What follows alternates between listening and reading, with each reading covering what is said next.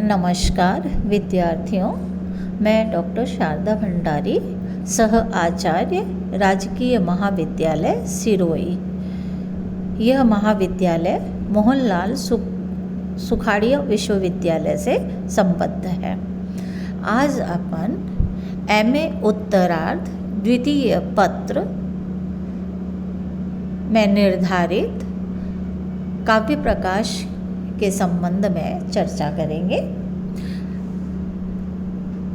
काव्य प्रकाश आचार्य मम्मट द्वारा रचित है और ये 10 उल्लासों में रचा गया है। मम्मट ने काव्य का प्रयोजन क्या दिया है, इसके विषय में आज अपन चर्चा करेंगे। आचार्य मम्मट काव्य प्रकाश ग्रंथ के नाम से ही काव्य प्रकाश ग्रंथ के नाम से ही प्रतीत हो जाता है कि इस ग्रंथ का प्रतिपाद्य विषय काव्य से संबंध रखने वाला है। इसलिए वह काव्य चर्चा ही इसका विषय है और काव्य का जो प्रयोजन है वही इस ग्रंथ का भी प्रयोजन है, क्योंकि यह ग्रंथ भी उस काव्य फल की सिद्धि में प्रधान कारण होता है। इसलिए आचार्य मम्मट अपने ग्रंथ का प्रयोजन लिखने के स्थान पर मुख्य रूप से विषयभूत काव्य का प्रयोजन दिखाते हुए लिखते हैं। काव्यम यशसे अर्थकृते व्यवहारविदे शिवेतर क्षतये सद्यः परनिर्वृत्तये कांता सम्मितयोपदेशयुजे।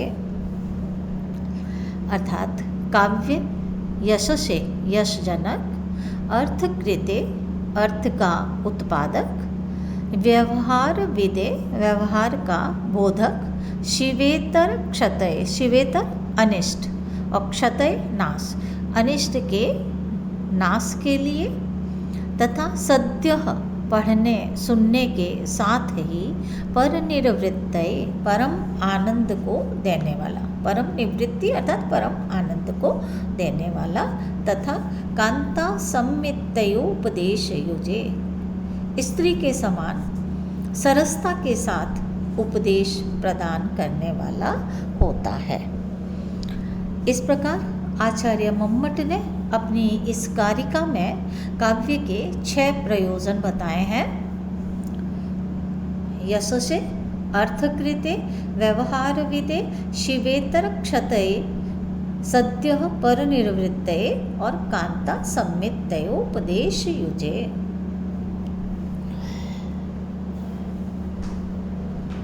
यहाँ सबसे पहले अपन प्रथम प्रयोजन यशसे, यश का, यश प्रदाता या यश का जनक, तो काव्य से यश की प्राप्ति होती है और इसको सिद्ध करने के लिए मम्मट ने कालिदास का उदाहरण दिया है। उन्होंने अपनी वृत्ति में लिखा है कालिदासादि नामेव यशः, जो कि उचित ही है, क्योंकि कालिदास भारतीय कला के ही सर्वश्रेष्ठ कलाकार नहीं हैं, अपितु वो भारतीय संस्कृति के भी मर्मज्ञ है और कालिदास अपने यश रूपी शरीर से आज भी अजर और अमर है। दूसरा जो काव्य का प्रयोजन है वह है अर्थकृते अर्थात अर्थ प्राप्ति। तो अर्थ प्राप्ति भी काव्य से हो सकती है। इसके लिए आचार्य मम्मट ने श्री हर्षादेर धावकादि नाम इव धनम लिखकर धावक का नाम लिया है। श्रीहर्ष के नाम से रत्नावली, नाटिका, नागानंद इत्यादि जो ग्रंथ पाए जाते हैं वे वस्तुतः उनके बनाए हुए नहीं हैं, अपितु धावक नामक किसी अन्य कवि के बनाए हुए हैं और राजा श्रीहर्ष ने प्रचुर धन देकर उस कवि को सम्मानित और पुरस्कृत किया। इसलिए कवि ने उस पर से अपना नाम हटाकर राजा श्रीहर्ष का नाम डाल दिया। चूँकि यहाँ पर कुछ आलोचक ये भी कहते हैं कि राजा श्रीहर्ष ने इस धावक नामक कवि से ये ग्रंथ खरीद लिए थे, तो खरीदने के कारण इनको, उस कवि को पैसों की प्राप्ति, धन की प्राप्ति हुई थी। लेकिन इस विषय में मेरा मानना है कि राजा श्रीहर्ष स्वयं संस्कृतज्ञ थे, विद्वान थे और उनके राज्य में अनेक कवि आश्रय पाते थे। तो एक राजा जो कि स्वयं विद्वान है, संस्कृतज्ञ है, वो किसी दूसरे की कृति को नहीं खरीद सकता। इस सांसारिक जीवन में भी हम देखते हैं कि एक वृद्ध व्यक्ति जिसके कि पुत्र इत्यादि उसके पास नहीं है, तो उसके कोई परिचित या सेवक उनकी इतनी सेवा करता है कि वह वृद्ध व्यक्ति, वह बुजुर्ग व्यक्ति प्रसन्न होकर अपनी जो धन संपत्ति होती है वो उसके नाम कर देता है। तो संभवतः यहाँ पर भी यही हुआ होगा कि राजा श्रीहर्ष ने उस कवि का इतना सम्मान और उसको इतना पुरस्कृत करा पैसा धन देकर कि वह कवि ने उस कृति पर राजा श्रीहर्ष का नाम लिख दिया। तो यहाँ पर तो इस प्रकार इन रचनाओं से धावक को केवल धन की प्राप्ति हुई, यश की प्राप्ति जितनी होनी चाहिए थी उतनी नहीं हुई। तीसरा जो काव्य का प्रयोजन है, व्यवहार विदे, अर्थात व्यवहार का ज्ञान काव्य से होता है। तो मम्मट लिखते हैं कि राजादिगतोचिताचार परिज्ञानम, अर्थात काव्य, नाटक आदि में जो चरित्र चित्रण होता है उससे भिन्न भिन्न स्थितियों में पात्रों के परस्पर व्यवहार की शैली का परिज्ञान होता है। विशेषकर राजा आदि के साथ किस प्रकार का शिष्टाचार व्यवहार में रखना चाहिए, इस बात का परिज्ञान साधारण जनों को काव्यादि के द्वारा ही प्राप्त होता है।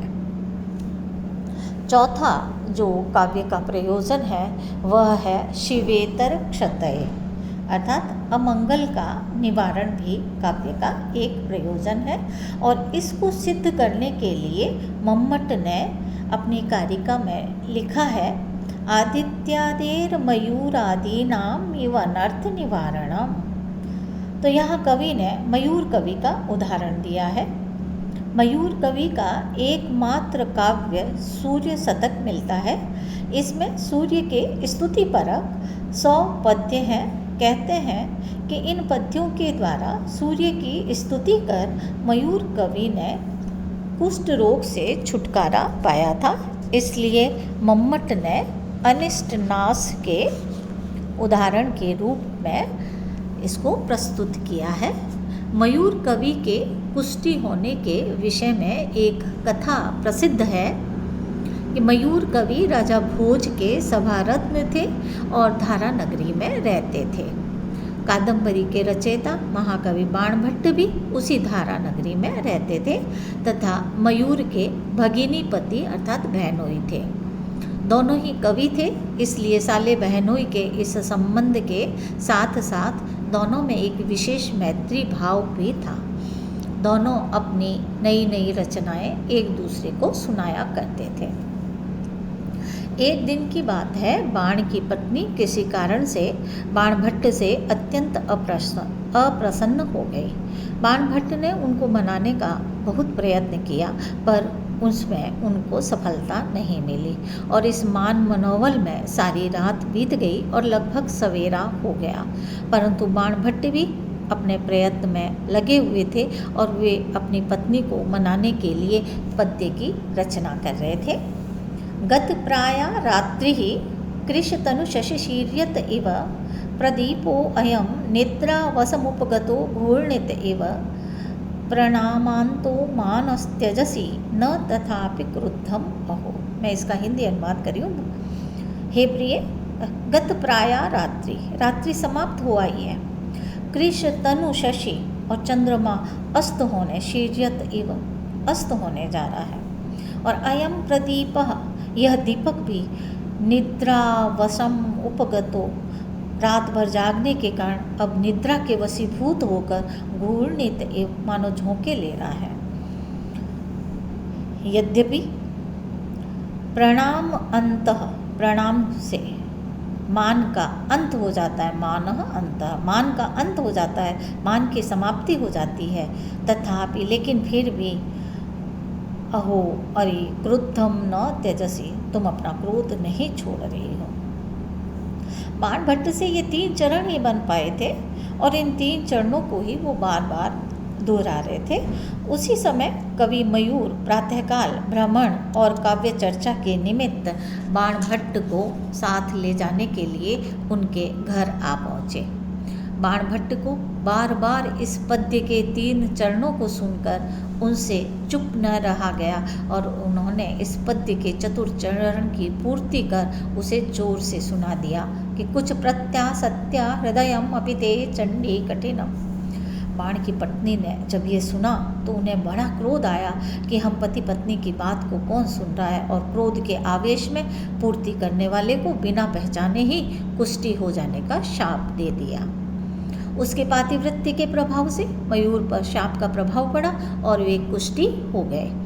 इसके बाद मालूम होने पर और क्रोध के शांत होने पर उसी ने उनको शाप के प्रभाव से मुक्त होने का उपाय बताया कि गंगा के किनारे जाकर सूर्य की उपासना करो। तदनुसार मयूर ने गंगा के किनारे एक वृक्ष पर रस्सी का छींका लटकाकर उस पर बैठकर सूर्य की उपासना प्रारंभ की। वे प्रतिदिन सूर्य की स्तुति में एक पद्य की रचना करते और प्रतिदिन छींके की एक रस्सी काटते जाते थे। छींके की 100 डोरियां कट जाने पर गंगा में गिरने से पूर्व ही सूर्य देव की कृपा से उनका कुष्ठ रोग समाप्त हो गया और इस प्रकार सूर्य की स्तुति में मयूर कवि ने 100 पद्यों की रचना की। वही सूर्य शतक नाम से प्रसिद्ध है और इसी प्रसिद्ध कथा के आधार पर मम्मट ने शिवेतर क्षतये की व्याख्या में मयूर कवि का उल्लेख किया है। आज अपन ने 4 काव्य के प्रयोजन देखे, यशसे, अर्थकृते, व्यवहारविदे और शिवेतर क्षतये। जो 2 काव्य प्रयोजन सद्यः परनिर्वृत्तये और कांता सम्मितयो उपदेश युजे, इसको अपन अगले उस लेक्चर में पढ़ेंगे। आज ये मेरा व्याख्यान यहीं समाप्त होता है। धन्यवाद।